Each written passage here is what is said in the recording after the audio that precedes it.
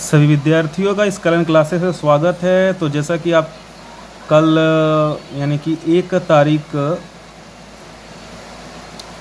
को जो आपका अर्धवार्षिक एग्ज़ाम हुआ उसमें 10th के सोशल साइंस के प्रश्नों का आंसर्स आप देखते हैं। आज इसे आप मिलाने का प्रयास करें और आप देखें कितना आपने सही जवाब दिया और जो ऑनलाइन क्लास आपका कराया गया तो उसमें से कितने प्रश्न आपका इसमें मैच किया। चलिए तो बनाते हैं और प्रश्नों को सॉल्व करने का प्रयास देखते हैं। तो पहला प्रश्न यहाँ पर, यंग इटली सोसाइटी की स्थापना किसने की? आपको आंसर्स ये रहा आपका पहला आंसर। इसका पहला आंसर हो जाएगा मेजनी। दूसरा प्रश्न आपका, दूसरा प्रश्न है, जब फ्रांस सीखता है तो बाकी यूरोप को सर्दी जुकाम हो जाता है, यह कथन किसने कहा था? तो इसका जवाब मेटरनिख हो जाएगा आपका सही जवाब, और ये एग्ज़ाम कल आपका हुआ था। अगले प्रश्न की तरफ, तीसरा प्रश्न आपका, जल्दी से इसे सॉल्व कर लिया जाए ताकि वीडियो आपका ज़्यादा बड़ा ना हो। बिस्मार्क जर्मनी का चांसलर कब बना? इसका आंसर होगा 1871। अगला प्रश्न आपका, इटली का एकीकरण कब हुआ? इसका भी आपका जवाब हो जाएगा 1871। सही जवाब आपका हो जाएगा। साइमन कमीशन भारत कब पहुंचा? इसका जवाब हो जाएगा आपका सी, 1928। अगला प्रश्न, गांधी जी ने दांडी यात्रा कब शुरू की? तो इसका जवाब हो जाएगा 12 मार्च 1930 को, यानी ऑप्शन सी इसका सही जवाब हो जाएगा आपका। अगला प्रश्न, भारत छोड़ो आंदोलन कब शुरू किया गया? तो ये अगस्त 1942 इसका जवाब आपका हो जाएगा। और भारतीय राष्ट्रीय कांग्रेस की स्थापना किस वर्ष की गई? इसका जवाब आपका 1885 हो जाएगा। अमेरिका में ब्रेटन वुड्स समझौता कब हुआ था? इसका आपका जवाब हो जाएगा 1944 हो जाएगा इसका जवाब।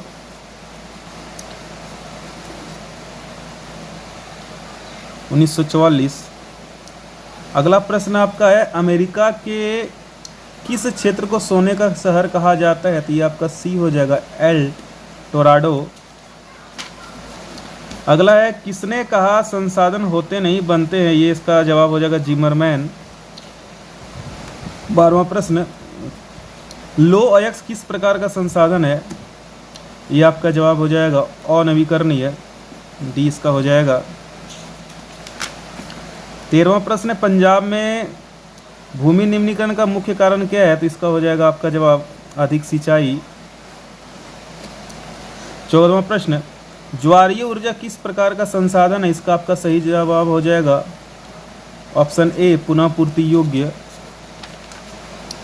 15वां प्रश्न, इनमें से कौन सा अनवीकरणीय स्रोत है? तो अनवीकरणीय आपका कोयला हो जाएगा।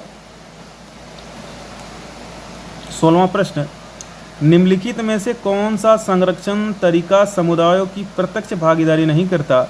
इसका आपका सही जवाब डी हो जाएगा, वन और पशु विहार परिसीमन। 17वां प्रश्न है, जो प्रजाति विलुप्त होने के खतरे में उन्हें कहा जाता है? तो इसका जवाब हो जाएगा संकटापन्न। फिर आपका 18वां प्रश्न है, एशियाई चीते को भारत में किस वर्ष से विलुप्त घोषित किया गया? इसका आपका जवाब बी हो जाएगा 1952। अगला प्रश्न आपका, कि रियो डी जेनेरो पृथ्वी सम्मेलन कब आयोजित किया गया था? इसका जवाब ए हो जाएगा आपका 1992 हो जाएगा आपका जवाब। 20वां प्रश्न आपका, भागड़ा नालंग परियोजना किस नदी पर स्थापित की गई? इसका आंसर आपका ए हो जाएगा सतलुज व्यास बेसिन पर। 21वां प्रश्न आपका, निम्नलिखित में से कौन सा देश विकास के संदर्भ में सर्वोत्तम है? तो ये आपका भारत हो जाएगा। अगला प्रश्न आपका मानव विकास सूचकांक प्रदर्शित करता है, तो इसका आपका सही जवाब हो जाएगा लोगों का संपूर्ण विकास। जैसे मानव विकास रिपोर्ट, तो मानव विकास मानव के विकास को मापता है, ये तो आप जानते ही हैं। और 23वां प्रश्न आपका है, निम्नलिखित में से औसत आय किसे कहा जाता है?